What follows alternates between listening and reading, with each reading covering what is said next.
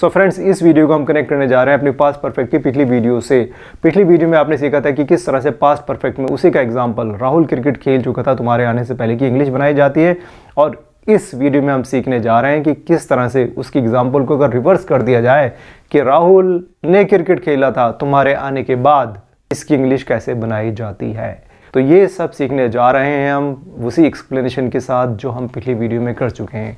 तो फिर से हम इसमें तलाशेंगे कि मेन टास्क क्या है और सेकेंडरी टास्क क्या है, मेन टास्क कब हुआ है और सेकेंडरी टास्क कब हुआ है। ये बहुत मायने रखता है इसकी इंग्लिश बनाने के लिए। राहुल ने क्रिकेट खेला था तुम्हारे आने के बाद, दोनों ही काम गुजरे वक्त में हुए थे। तो कोई भी काम जब गुजरे वक्त में होता है तो वो पास्ट इंडेफिनिट होता है, लेकिन जब कोई दो काम आगे पीछे गुजरते हैं तो उसमें से एक पास्ट परफेक्ट बनता है और एक पास्ट इंडेफिनिट बनता है। यही पास्ट परफेक्ट की खास पहचान होती है। तो यहाँ पे दो काम हुए थे गुजरे वक्त में आगे पीछे, तो जाहिर सी बात है एक पास्ट परफेक्ट में बनेगा और एक पास्ट इंडेफिनिट में। तो यहाँ पे मेन टास्क है राहुल ने क्रिकेट खेला था और सेकेंडरी टास्क वही तुम्हारे आने के बाद। मेन टास्क या प्राइमरी टास्क वही हुआ, तो मैं यहाँ पे फिर से लिख देता हूँ मेन टास्क या प्राइमरी टास्क। मेन टास्क या प्राइमरी टास्क यहाँ पे मैंने लिख दिया है और ये तुम्हारे आने के बाद ये सेकेंडरी टास्क है। तो मेन टास्क का मतलब खास बात और सेकेंडरी टास्क का मतलब जिससे कोई ज़्यादा मतलब नहीं रहता। जैसे कि तुम्हारे आने के बाद कितना ही कहते रहे आप, मीनिंग तो निकल के नहीं आ रहा है ना। लेकिन जैसे आप ऐसे बोलें राहुल ने क्रिकेट खेला था, अब मीनिंग बन गया। हाँ भाई, खेला था कब? तुम्हारे आने के बाद, राइट। तो पहचान के तौर पे वो काम लगाया जाता है जिसे हम बोलते हैं सेकेंडरी टास्क। मेन टास्क अगर पहले हो रहा है, वही दो कंडीशन जो हमने पहले सिखाई थी, अगर पहले हो रहा है तो इंग्लिश कैसे बनेगी और अगर बाद में हो रहा है तो इंग्लिश कैसे बनेगी। अगर मेन टास्क या प्राइमरी टास्क पहले हुआ है तो उसकी इंग्लिश हम पास्ट परफेक्ट्स में बनाएंगे, और अगर मेन टास्क या प्राइमरी टास्क बाद में हुआ है तो इसकी इंग्लिश हम पास्ट इंडेफिनिट से बनाएंगे। पास्ट इंडेफिनिट भी मैंने यहाँ पे लिख दिया है। अगर मेन टास्क पहले हुआ है तो पास्ट परफेक्ट से, और अगर मेन टास्क बाद में हुआ है तो पास्ट इंडेफिनिट से। राहुल ने क्रिकेट खेला था पहले या बाद में, ये सेंटेंस में लगा होता है, खुद सेंटेंस बता देती है।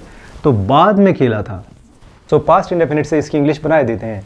Past indefinite subject plus V2 plus object, subject के तौर पे आ गया राहुल। खेला था यानी V2, प्लेड क्या? क्रिकेट। राहुल ने क्रिकेट खेला था, राहुल प्लेड क्रिकेट। कब? बाद में। तो बाद में की इंग्लिश यहाँ लगाएंगे हम आफ्टर।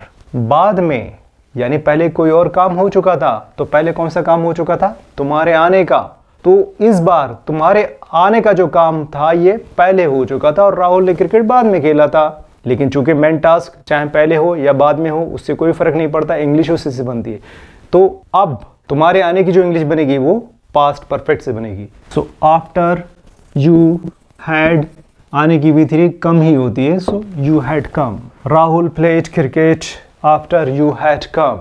राहुल ने क्रिकेट खेला था बाद में, राइट, और आपका आना पहले हो चुका था। तो आप देख रहे हैं कि राहुल प्लेड क्रिकेट यहाँ से लेके यहाँ तक ये पास्ट इंडेफिनिट हुआ।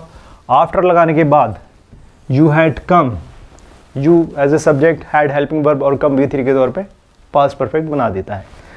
तो सेम सेंटेंस पास्ट परफेक्ट से भी स्टार्ट हो सकती है और सेम सेंटेंस पास्ट इंडेफिनिट से भी स्टार्ट हो सकती है। तो आप लोग सीख चुके हैं कि किस तरह से एक ही सेंटेंस में मेन टास्क पास्ट परफेक्ट से भी बन सकता है और पास्ट इंडेफिनिट से भी बन सकता है। बस शर्त के ऊपर डिपेंड करता है, अगर पहले है तो पास्ट परफेक्ट और अगर बाद में है तो पास्ट इंडेफिनिट, राइट। तो ये बाद में वाली सिचुएशन थी, इसलिए हमने मेन टास्क पास्ट इंडेफिनिट से बनाया। तो जाहिर सी बात है दूसरा टास्क जो है वो सेकेंडरी टास्क वो पास्ट परफेक्ट में आ जाएगा। इस तरह से हमारी ये सेंटेंस सही हो जाती है और ये रूल भी हमारा कंफर्म हो जाता है।